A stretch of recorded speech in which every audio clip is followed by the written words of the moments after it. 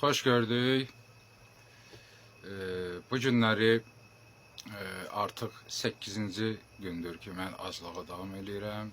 Noyabrın 8-idir bu günləri. Zəfər bayramı münasibətilə təbrik edirəm xalqımızı. Allah bütün şəhidlərimizə rəhmət eləsin. Allah qalanları hamısına can sağlığı versin. Ölkəmiz firavan olsun, millətimiz, xalqımız gözəl yaşasın. Bu arzularla inşallah bu söhbətimizə başlayaq. Və 8-ci gün artıq məndə tamamilə öz yolunda gedir. Yəni bu günləri işim daha çox olacaq, çünki ikisimin istirahətidir. Yəni bütün gün ərzində mən səhərdən axşama qədər, yəni iş başında olacağım. Bizdə axşam deyil, hətta gecə saat ən azından 2-yə qədər bu olacaq.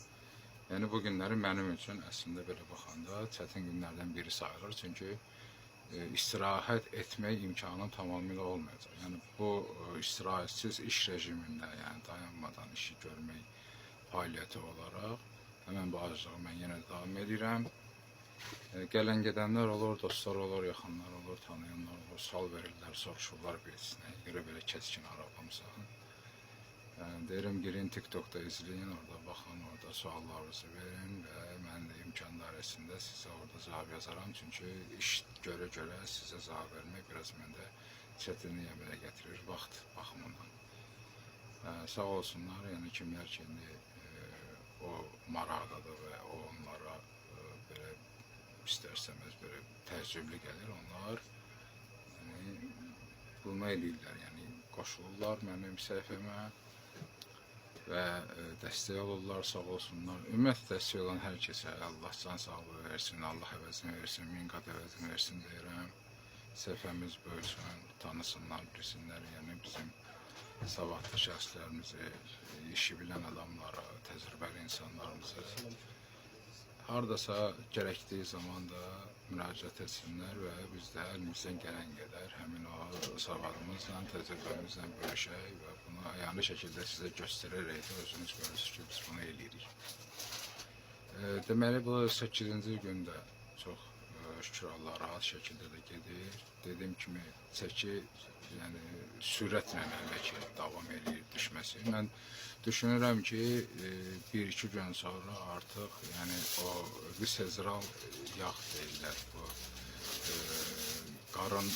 qarın aşağı nahiyəsi, belin yan nahiyələri, o taliyə deyilən hissə, bir də ki, arxa nahiyəsi. O hissədə yağlar qalıb və onların əriməsi biraz uzun müddət tələb edir və ondan əlavə olaraq nəinki uzun müddət, yəni burada artıq fiziki hərəkətlərə ehtiyac olur. Visceral yəni yağ oranını əritmək üçün, orada yığılan oranı əritmək üçün biraz əlavə olaraq yəni məşqlərə ehtiyac olur.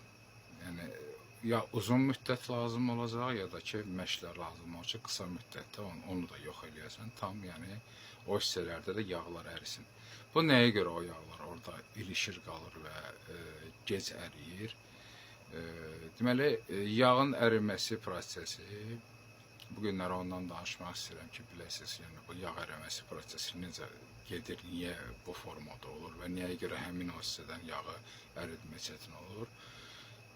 Artıq yəni autofagiya prosesi başlayıb, bunu mən sizə demişəm, artıq mexanizm işləməyə başlayır aclıq səviyyəsinə gəlib çatdığına görə və enerji yağlardan aldığına görə məndə artıq yağ ərimə prosesi başlayıb. Yəni mən qida vermirəm orqanizmə və orqanizm yağlarla qidalandığına görə o yağları özündən alır. Alır və enerjiyə çevirir, başqa komponentlərə çevirir, özü üçün onu orqanizmi saxlamağa nə qədər saxlaya bilərsə onu saxlayaraq, yağlardan istifadə edir, onu saxlayır, orqanizmi ayaqda saxlayır. Deməli, yağın əriməsi prosesi getdi, onun orqanizmdən çıxması var. Onun 80% qədəri bizim nəfəs aldığımız bu oksigendir. Yəni, oksigen vasitəsilə ciyərlərimizdən keçir, lazım olan yerdən götürür. Həmin o ərimiş yağ komponentlərini və buxarını və onu qaz kimi olaraq kislorod vasitəsilə yenidən bizim burnumuzdan, ciyərlərimizdən çıxardır bayıra. Yəni o 80% yağlar o formada bizdən çıxır. Bəzən olur ki, məsəl üçün elə insanlar var ki, deyir ki, mən məsələn yatmışdım, gecə yatmışdım, çıxdım, tərəziyə görürəm ki, məsəl üçün 100 kilo çəkim var. Yatdım, durdum, səhər durdum, gördüm 99 kiloda, eyni tərəzidə. Yəni sadəcə bir yatmaqla bu adam 8 saatin ərzində təxminən 1 kilo yaxın çəki itirib. Mən də ona deyirəm ki, bəli, sən yağ yandırma prosesində olursundur, nəfəs ki alırsan, sən idrara getməsən də, yəni tualetə getməsən də, yenə də səndən bu çıxır. Çünki nəfəs aldırsan və o oksigen vasitəsilə, kislorod vasitəsilə bu səni çıxardır, nəfəs aldığın o hava, həmin o yağları, ərimiş yağları da səndən çıxardır aparır. Yenə də sən müəyyən qədər arıqlayırsan, yatanda belə. Yəni bu çox belə super bir prosesdir, çox gözəl bir prosesdir. Onda 20% qalır. O 20% isə yəni CD vasitəsilə orqanizmdən çıxır. Burada həmin o 100% tamamlanır. Hansı ki, əriyib yoxa çıxan o yağların atıqları. Onu sən istər-istəməz yəni özündən çıxartmalısan və çıxır. Və yağın da ərimə prosesi birinci başlayır bax bu boyun nahiyəsində. O burada məsələn çənənin altında yığılan yağ hissəsi, boyunda, ondan aşağı düşən deməli trapezoidni hissələrdə, sonra çiyin nahiyəsində, sonra kürəyə və yavaş-yavaş gəlir dürüşür aşağıya, qarının yuxarı nahiyəsi, sonra gəlir ayaqların bödra deyilən hissələr, yan tərəflər, sonra yaqaditsalar, yəni tam arxa nahiyə, bizim oturduğumuz hissə, yumşaq hissəmiz, oradan yağlar gedir və kvadrisepslər, yəni ayaqların yuxarı iki başlı hissəsi, aşağı iki başlı hissəsi, ümumidə yəni kvadriseps sayılan bir hissə ayaqlardan, oradan çıxır yağlar, aşağı düşür, hətta əgər məsələn qoyun deyilən hissələrdə də, baldır deyilən hissələrdə yağ var, onlar da əriyir və ən sonda yağların, o visceral yağın orta nahiyədə, hansı ki bizi görkəmdən də salır, belimizi enli eləyir, qarın kimi bizdə göstərir, belimizi yekə göstərir, həmin o nahiyədə qalır yağ və oradan sonra başlayır o proses, onlar əriyib qutarandan sonra demək olar. Bax, belə bir şeydir bu. O da nəyə görə olur? Yəni, mən onu, məsələn, elmi terminlərlə, tip terminlərlə danışsam, çox adam nədə, haradasa nəyisə axtarmalı olacaq mənim danışımda. Mən istəmirəm bu terminləri istifadə edeyim, danışım.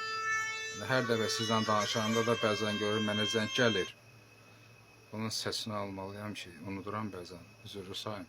Hə, deməli, bu visceral yağın prosesi nəyə görə orada yığılır, o cür qalır? Çünki deməli, yağ yığılma hissəsində, depolanan hissələrdə yağın tərkibində alfa və beta hissəcikləri var. Hansılar ki, bir hissəsi məsələn yağın yanmasına kömək edir, bir hissəsi də yağın yanmamasına, qoruyur onu ki, yanmasın o. Yəni, müdafiə edir onu. Alfa hissələr müdafiə edir, beta hissələr isə yəni, ümumiyyətlə yandırır. Yəni, o kömək edir yandırmağa. O biri hissələrdə, hansı ki, yuxarıdan aşağı qədər mən hansını sadaladım, olan hamısında beta deməli, hissəcikləri alfalardan çoxdur. Ona görə də yağ yanması çox rahat gedir. Amma visceral nahiyədə ki, biz deyirik, visceral yığılan yağlar, o nahiyədə olan yağlar artıq yəni orada alfa çoxdur və o müdafiə eləyir özünü. Alfalar çoxdur.